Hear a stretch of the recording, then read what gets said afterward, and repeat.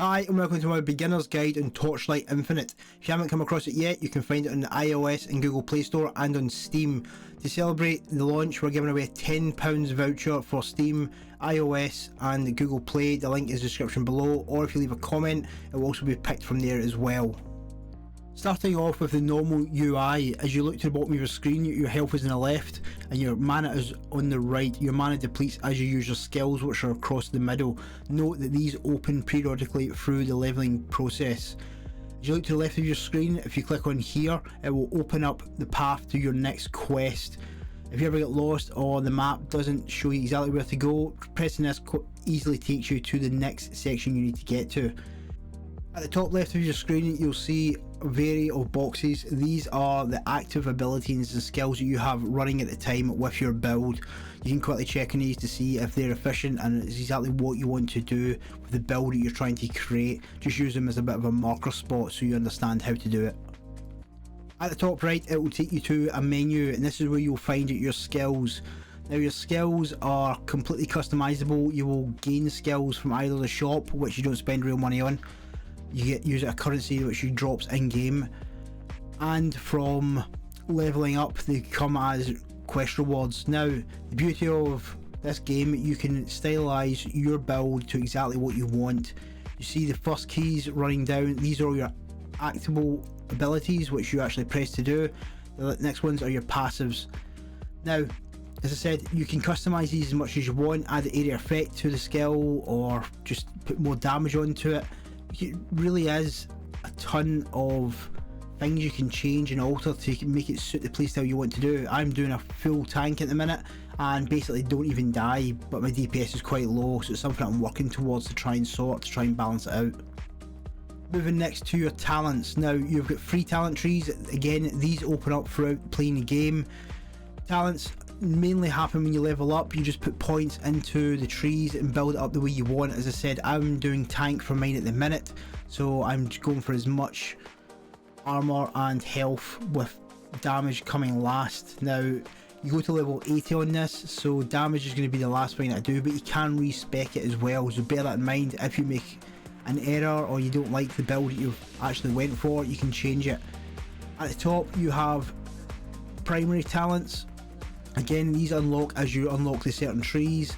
This is just going to further increase how your build goes. You can only choose one of the 3 that come with each talent tree, so understand exactly how you're going to do it, and this will be across all champions and they will be different, so bear that in mind as well.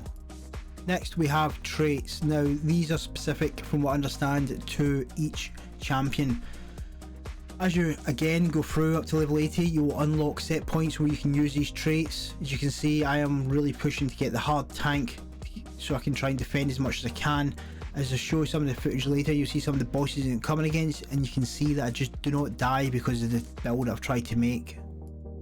Next we have the pact system. Now this is a bit like your standard ring orientated ARPG method.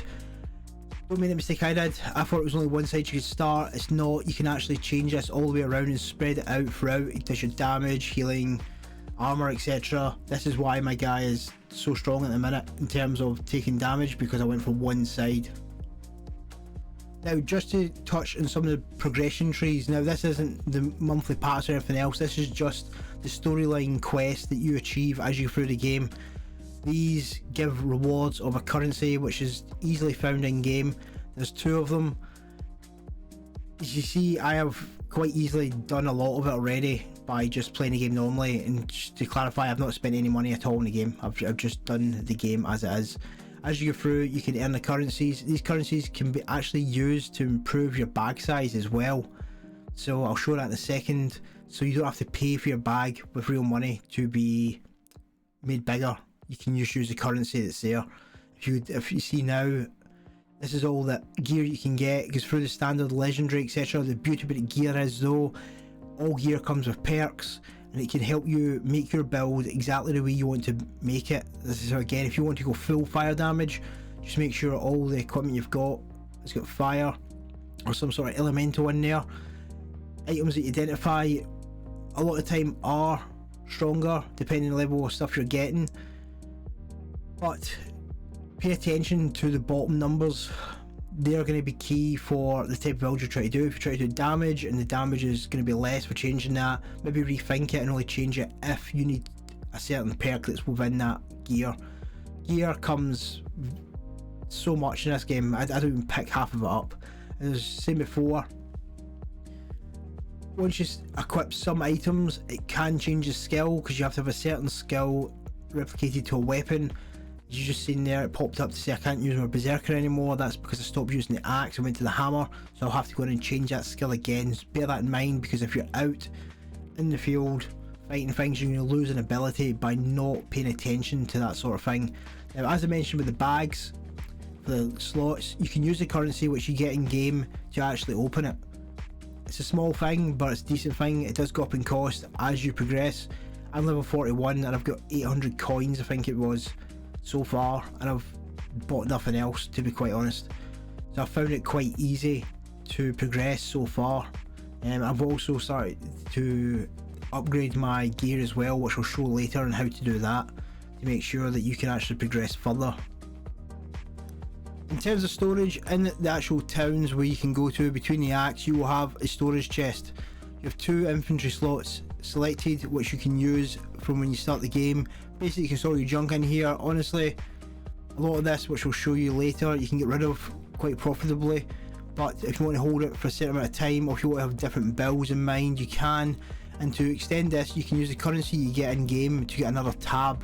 It's a good little touch. You don't have to buy another tab for your inventory, which is half decent, considering a lot of, especially crossover mobile games, you have to buy them from the start, which is quite frustrating. It's an expense that you don't really want to have, but they've incorporated that a little bit in the game. Now, this is a good little touch. All the towns are exactly the same in the same layout as you go through them. You have traders, you have a marketplace, which I can't actually open just now because you have to be level 60. So I can't investigate fully in how it works, but the marketplace is in the game. Now, as you can see, there's loads of rewards that you can actually claim just by logging in and playing the game, which again is a good touch. A lot of games try to feed you a lot of crap by selling you with pop-ups. Haven't had that yet, and I'm in no way defending games that have pop-ups or anything either. They do have cash shops, but you have to always bear in mind that this is free to play, so they have to make some sort of money to allow the game to progress. But all the siren rewards are very good, because the currencies it gives you are stuff you can use to actually increase your bag limits, etc., which I think is very beneficial.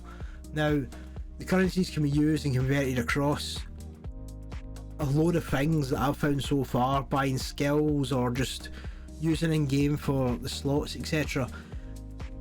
To be honest, I won't have a good idea on how the currencies work until I hit late game, because that's really when you find out how much currencies mean and how much they matter. But so far, the currencies that I've used in game haven't really impacted me to the need where I thought I had to go and spend.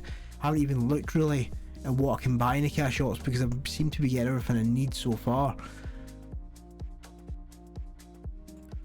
As you're playing the game, you'll see this purple V in the top right hand corner. This basically allows a mob to come in which you can attack, and every other time you do this, you'll see the trader pop up on the side. Once you've depleted all the mobs, you can then activate this trader and he will let you put a corrosion on one of your items.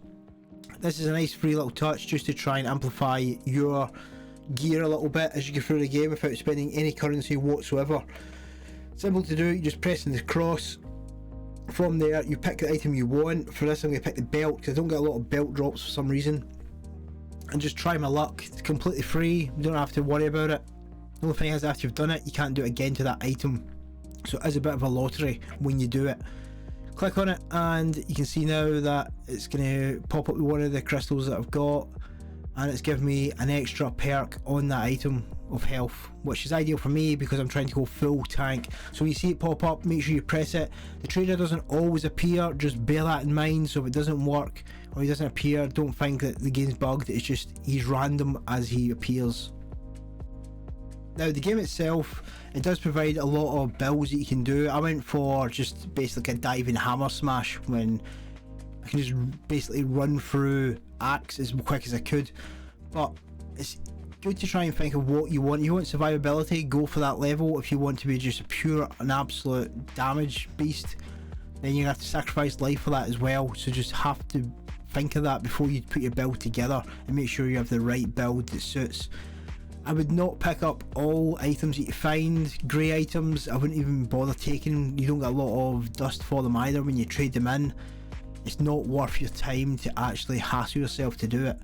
I would definitely look as much as possible to try and utilise speed, power and armour as much as possible. You can see it, I just run through axe, see everything I need. If any black market gear coins drop, or any dust drops, or any legendary items drop, I'll tend to pick them back up. If not, I'll just, if it comes close to the end of an act and I know the trader's close by, I will just pick everything up, trade it in and take the dust I get from that. Leveling up is quite easy in this game, I'm not going to lie. I mean, I've shot up to level 40 odd and I've only put in about 4 hours, 5 hours, and a good few hours of that was probably trying to learn some other things within the game as well, so I could probably done a bit quicker. Getting to level 80, I don't think it's going to be that hard. Now, the end game in this is dramatically changing when the beta is updated. For the end raids, they're bringing a card system, so you can actually change the raids to suit how you want it to be, so they'll never be the same. There's hundreds of possibilities with these cards. I'm trying to find out more about it now, but it will definitely make a twist and a change to how the end game in this current beta looks. And that is my guide on if you're just starting Torchlight for the very first time and you just want a good navigation around Torchlight itself. The game is fun, I've enjoyed it so far.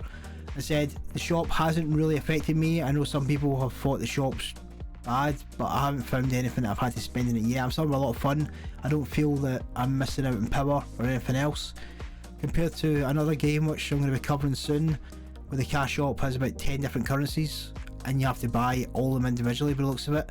This is a walk in the park. So if you want a nice simple ARPG which you can just play and come back to and it's free, this could be the one for you just to play. I mean, Diablo Immortal was a bit predatory. This so far seems fine. I know cash shops are frowned upon, but they've got to make revenue somehow. You've got to remember that. That's the give and take of a free to play game.